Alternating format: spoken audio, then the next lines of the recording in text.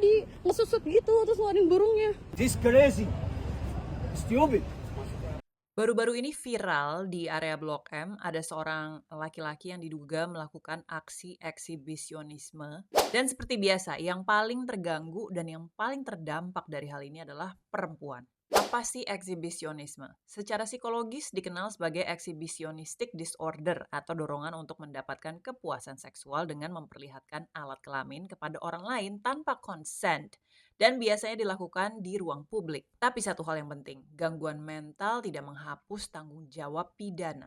Kedua, ini bukan sekedar nggak sopan, tapi ini adalah tindakan pidana, kriminal. Di Indonesia, eksibisionisme bisa dijerat beberapa aturan hukum. KUHP pasal 281 tentang perbuatan melanggar kesusilaan di muka umum. KUHP pasal 289 tentang perbuatan cabul dengan kekerasan atau ancaman. Undang-Undang Tindak Pidana Kekerasan Seksual UU TPKS pasal 4 dan juga pasal 5 yang mengkategorikan tindakan ini sebagai pelecehan seksual non-fisik maupun fisik. Undang-Undang Pornografi pasal 36 tentang mempertontonkan pornografi di ruang publik. Ancaman hukumannya bisa berupa pidana penjara dan atau denda tergantung unsur dan juga konteks dari perbuatannya nih. Dan kenapa hal ini berbahaya? Karena dampaknya itu nyata. Korban bisa mengalami syok, takut, dan juga trauma. Bisa merusak rasa aman perempuan di ruang publik. Lagi-lagi kita ngebahas tentang perempuan dan bagaimana kita harusnya bisa merasa aman, tapi karena hal-hal seperti ini dinormalisasi. Look at us now. Dan seringkali jadi pintu masuk ke kekerasan seksual yang lebih serius.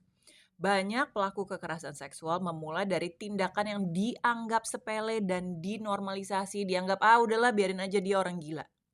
Can't do that. Keempat, kalau pelaku bukan WNI gimana? Karena kalau dilihat dari videonya dia nggak ngomong dengan bahasa Indonesia.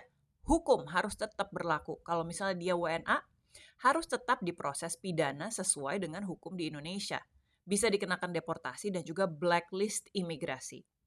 Sementara kalau ternyata dia adalah seorang WNI, harus tetap diproses pidana sesuai dengan pasal-pasal yang udah disebutin tadi. Dan terakhir, kalau lo sampai ketemu sama pelaku yang seperti ini, apa yang harus dilakukan? Yang pertama, jaga jarak, jangan konfrontasi, apalagi kalau kamu adalah perempuan dan juga sendirian, kecuali emang jago karate ya. 2, cari tempat ramai. 3, dokumentasiin kalau memang aman. Laporin ke polisi atau petugas setempat karena bukti dokumentasi tadi, melihat siapa pelakunya dan bisa ditindak. Minta juga bantuan orang sekitar dengan suara yang kenceng dan tegas ya. Ruang publik bukan panggung pelecehan dan melindungi perempuan bukan soal empati aja, tapi soal penegakan hukum dan juga keberanian untuk bertindak.